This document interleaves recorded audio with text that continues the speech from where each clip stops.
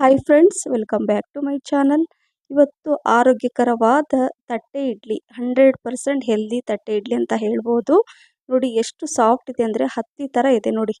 ನೋಡ್ತಾನೆ ಗೊತ್ತಾಗ್ತಾ ಇದೆ ಅಲ್ವಾ, ಅಷ್ಟೊಂದು ಸಾಫ್ಟ್ ಇಡ್ಲಿ ಜೊತೆ ಈ ಚಟ್ನಿ. ಆಹಾ, ಏನು ರುಚಿ ಅಂತೀರಾ.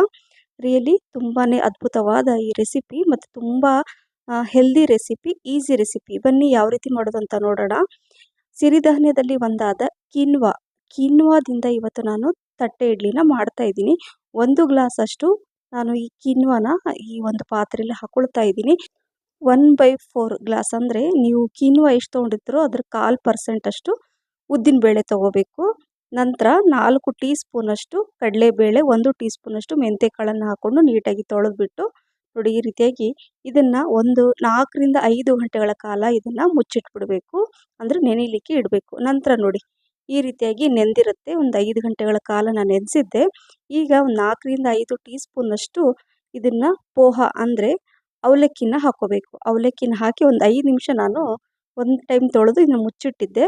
ಸೊ ಈಗ ಇದನ್ನು ರುಬ್ಕೊಳ್ಳಿಕ್ಕೆ ಇದನ್ನು ಒಂದು ಮಿಕ್ಸಿ ಜಾರಲ್ಲಿ ಹಾಕ್ಕೊಳ್ತೀನಿ ನೋಡಿ.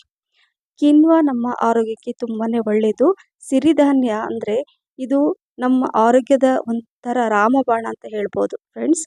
ನೋಡಿ ಈಗ ಇದನ್ನು ಹಾಕ್ಕೊಂಡು ನಾನು ರುಬ್ಕೊಂಡು ನೋಡಿ ಫೈನಾಗಿ ಈ ಥರ ರುಬ್ಕೋಬೇಕು. ಎಷ್ಟು ಬೇಕೋ ಅಷ್ಟು ನೀರನ್ನು ಹಾಕ್ಕೊಂಡು ಇದನ್ನು ರುಬ್ಕೊಂಡು ಒಂದು ಪಾತ್ರೆಯಲ್ಲಿ ತೆಗೆದು ಇಟ್ಟಿದ್ದೀನಿ. ಸೇಮ್ ಈಗ ಉಳಿದಿರೋಂಥದ್ದನ್ನು ಸೇಮ್ ಮಿಕ್ಸಿ ಜಾರಲ್ಲಿ ಹಾಕ್ಕೊಂಡು ಸ್ವಲ್ಪ ನೀರು ಹಾಕ್ಕೊಂಡು ರುಬ್ಕೊಂಡು ಸೇಮ್ ಅದೇ ಪಾತ್ರೆಯಲ್ಲಿ ನಾನೀಗ ತೆಗೆದು ಇಡ್ತಾ ಇದ್ದೀನಿ. ನೋಡಿದ್ರಲ್ಲ, ತುಂಬ ಚೆನ್ನಾಗಿ ಫೈನಾಗಿ ರುಬ್ಕೋಬೇಕು. ತರಿಯಾಗಿ ಎಲ್ಲ ರುಬ್ಕೊಳ್ಳೋಕೆ ಹೋಗಬೇಡಿ. ತುಂಬ ಸಾಫ್ಟಾಗಿ ಹತ್ತಿ ಥರ ಬರುತ್ತೆ ಇಡ್ಲಿ. ಇದನ್ನು ಮಿಕ್ಸ್ ಮಾಡಿ ಈಗ ಓವರ್ನೈಟ್ ಇದನ್ನು ಹಾಗೆ ಇಟ್ಟಿದ್ದೀನಿ.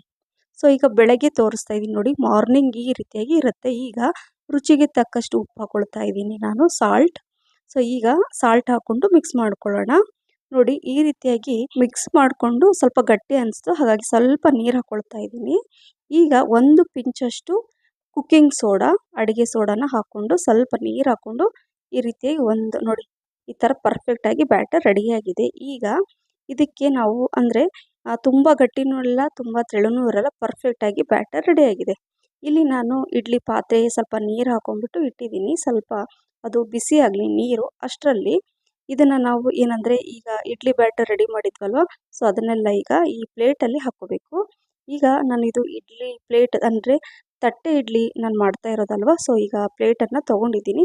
ಅದಕ್ಕೆಲ್ಲ ಸ್ವಲ್ಪ ಒಂದು ಬ್ರಷಿಂದ ನಾನು ಎಣ್ಣೆ ಎಲ್ಲ ಸ್ಪ್ರೆಡ್ ಮಾಡಿ ಲೈಟಾಗಿ ಸ್ವಲ್ಪನೇ ಎಣ್ಣೆ ಹಾಕ್ಕೊಂಡು ಸ್ಪ್ರೆಡ್ ಮಾಡ್ಕೋಬೇಕು ಎಲ್ಲ. ಅಂದರೆ ಎಣ್ಣೆ ಎಲ್ಲ ಹಚ್ಕೊಂಡು ಈಗ ಈ ಇಡ್ಲಿ ಬ್ಯಾಟರ್ ಇದೆ ಅಲ್ವಾ, ಸೊ ಅದನ್ನು 1/2 ಸ್ಪೂನಷ್ಟು ಆ 4 ಪ್ಲೇಟಲ್ಲಿ ನಾನು ಹಾಕಿ ಇಡ್ತಾ ಇದ್ದೀನಿ.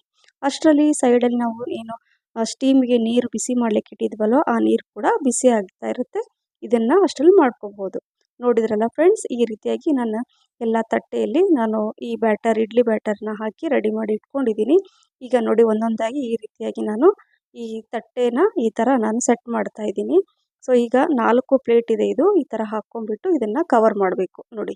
ಈಗ ಇದನ್ನು ನಾನು ಈ ಕುದೀತಾ ಇರೋ ನೀರಲ್ಲಿ ಸ್ಟೀಮ್ ಮಾಡಲಿಕ್ಕೆ ಇಡ್ತೀನಿ ನೋಡಿ. ಈ ಥರ ಇಟ್ಬಿಟ್ಟು ಇದನ್ನು ಒಂದು 15 ನಿಮಿಷ ಮೀಡಿಯಂ ಫ್ಲೇಮಲ್ಲಿ ಇಟ್ಬಿಟ್ರೆ ಪರ್ಫೆಕ್ಟಾದ ರುಚಿಯಾದ ಹತ್ತಿಯಂತಹ ಸಾಫ್ಟ್ ಈ ತಟ್ಟೆ ಇಡ್ಲಿ ರೆಡಿ ಆಗುತ್ತೆ. ಅಷ್ಟರಲ್ಲಿ ಒಂದು ಚಟ್ನಿ ಮಾಡ್ಕೊಳ್ಳೋಣ. ಅರ್ಧ ಬಟ್ಲಷ್ಟು ತೆಂಗಿನಕಾಯಿ ಹಾಕ್ಕೊಂಡಿದ್ದೀನಿ, 4 ಹಸಿಮೆಣಸಿನ್ಕಾಯಿ, ಶುಂಠಿ, ಬೆಳ್ಳುಳ್ಳಿ, ಒಂದು 3 ಟೀ ಸ್ಪೂನಷ್ಟು ಪುಟಾಣಿ ಹಾಕ್ಕೊಂಡಿದ್ದೀನಿ. ಹಾಗೆ ಸ್ವಲ್ಪ ಕೊತ್ತಂಬರಿ ಸೊಪ್ಪು, ರುಚಿಗೆ ತಕ್ಕಷ್ಟು ಉಪ್ಪು ಹಾಕ್ಕೊಂಡಿದ್ದೀನಿ.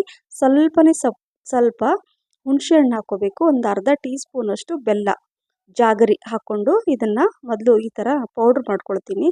ನಂತರ ಸ್ವಲ್ಪ ನೀರು ಹಾಕ್ಕೊಂಡು ಇದನ್ನು ಮತ್ತೆ ಇನ್ನೊಂದು ಸಲ ರುಬ್ಕೊಳ್ತಾ ಇದ್ದೀನಿ ನೋಡಿ. ನೋಡಿದ್ರಲ್ಲ ಎಷ್ಟು ಚೆನ್ನಾಗಿ ಚಟ್ನಿ ಬಂದಿದೆ. ಸೊ ಈಗ ಇದನ್ನು ಒಂದು ಬಟ್ಲಲ್ಲಿ ತೆಗೆದಿಡ್ತಾ ಇದ್ದೀನಿ. ಸ್ವಲ್ಪ ನೀರು ಹಾಕ್ಕೊಂಡು ಇದನ್ನು ಇದರಲ್ಲಿ ಮಿಕ್ಸ್ ಮಾಡ್ಕೊಳ್ತೀನಿ. ಈಗ ಇದಕ್ಕೆ ಒಂದು ಸಿಂಪಲ್ ಆದ ಒಗ್ಗರಣೆ ಕೊಡಬೇಕು. ತುಂಬ ರುಚಿಯಾಗಿರುತ್ತೆ.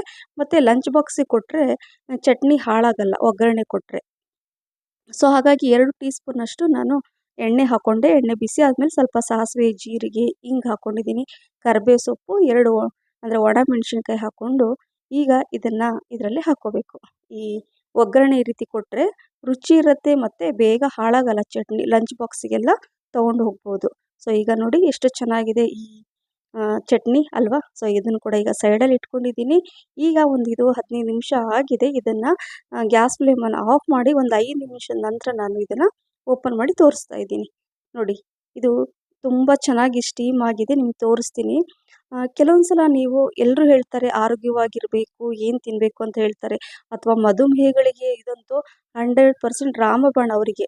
ಹೆಲ್ದಿ ರೆಸಿಪಿ ಅಂತ ಹೇಳ್ಬೋದು. ಅವರಂತೂ ದಿನ ಇದನ್ನು ತಿನ್ಬೋದು. ಸೊ ನೋಡಿ ಎಲ್ಲ ನಾನು ತಟ್ಟೆ ಅಂದರೆ ಅದು ಸ್ಟೀಮ್ ಆಗಿದ್ದನ್ನು ಎಲ್ಲ ಪ್ಲೇಟನ್ನು ತೆಗೆದು ಈಗ ಸೈಡಲ್ಲಿ ಇಟ್ಕೊಂಡಿದ್ದೀನಿ. ಸ್ವಲ್ಪ ತಣ್ಣಾಗಲಿ, ತುಂಬ ಬಿಸಿ ಇರುತ್ತಲ್ವ ತೆಗಿಲಿಕ್ಕಾಗಲ್ಲ. 1 ನಿಮಿಷದ ನಂತರ ನಾನು ತೆಗೆದು ತೋರಿಸ್ತಾ ಇದ್ದೀನಿ. ನೋಡಿ ಎಷ್ಟು ಚೆನ್ನಾಗಿ ಬಂದಿದೆ. ನೋಡ್ತಾ ಇದ್ರಲ್ಲ ಫ್ರೆಂಡ್ಸ್, ಎಷ್ಟು ಸಾಫ್ಟ್ ಇದೆ ಅಂದರೆ ಹತ್ತಿ ಥರ ಇದೆ. ನೋಡಿ ತೋರಿಸ್ತೀನಿ. ನೋಡ್ತಾ ಇದ್ರಲ್ವಾ, ತುಂಬಾ ಚೆನ್ನಾಗಿ ಬರುತ್ತೆ. ಸಿರಿಧಾನ್ಯ ಅವಾಗವಾಗ ನಾವು ಈ ರೀತಿಯಾಗಿ ಉಪಯೋಗಿಸೋದು ನಮ್ಮ ಆರೋಗ್ಯಕ್ಕೆ ತುಂಬಾ ಒಳ್ಳೆಯದು. ಸೊ ನೋಡಿ ಈ ಚಟ್ನಿ ಜೊತೆ ಈ ಅಂದರೆ ಕಿನ್ವಾ ತಟ್ಟೆ ಇಡ್ಲಿ ರೆಡಿಯಾಗಿದೆ. ರಿಯಲಿ ಇದನ್ನು ನೀವು ಒಮ್ಮೆ ಟ್ರೈ ಮಾಡಿ ಅಂತ ಹೇಳ್ತಾ ನಾನು ಮತ್ತೆ ನುಗ್ಗೆಕಾಯಿ ಸಾರು ಕೂಡ ಮಾಡಿದ್ದೆ. ಅದ್ರ ಜೊತೆ ಇದು ಎಲ್ಲರೂ ಇಷ್ಟಪಟ್ಟು ತಿಂದು ಲಂಚ್ ಬಾಕ್ಸಿಗೆ ಕೂಡ ತೊಗೊಂಡೋದ್ರು. ಹಾಗಾಗಿ ನೀವು ಮಿಸ್ ಮಾಡದೆ ಮಾಡ್ತೀರಲ್ವ. ಸೊ ಈ ರೆಸಿಪಿ ನಿಮಗೆ ಇಷ್ಟ ಆಗಿದ್ರೆ ಲೈಕ್, ಶೇರ್, ಕಮೆಂಟ್ಸ್ ಮತ್ತು ಸಬ್ಸ್ಕ್ರೈಬ್ ಮಾಡೋದನ್ನು ಮರಿಬೇಡಿ. ಹಾಗೆ ನಿಮ್ಮ ಫ್ರೆಂಡ್ಸ್ ಮತ್ತು ಫ್ಯಾಮಿಲಿ ಕೂಡ ಶೇರ್ ಮಾಡಿ. ಹಾಗೆ ನನ್ನ ಫೇಸ್ಬುಕ್ ಪೇಜ್ ಫಾಲೋ ಮಾಡೋದನ್ನು ಮರಿಬೇಡಿ. ಮತ್ತೆ ಇನ್ನೊಂದು ರೆಸಿಪಿ ಜೊತೆ ಸಿಗ್ತೀನಿ. Thank you for watching. Bye. Take care.